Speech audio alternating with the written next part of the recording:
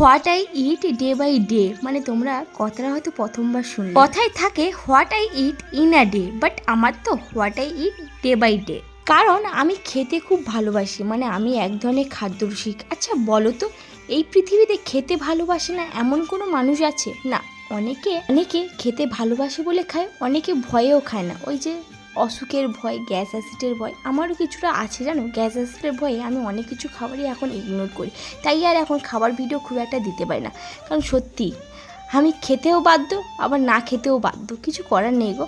একটা টাইম এমন আসে যে খাওয়াটাও ছেড়ে দিতে হয় সুস্থ থাকার জন্য। তা কথাটা ছিল সেই আগের, মানে ভাবতেই অবাক লাগে যে মেয়েটা খেতে এত ভালোবাসতো সে এখন খায় না, মানে কেমন একটা লাগে না? হ্যাঁ, আমি আমার পুরোনো ভিডিওগুলো না দেখি আর আফসোস করি, আরে আমি তো আগে এত এত খেতাম, এখন আর খেতেই পারি না।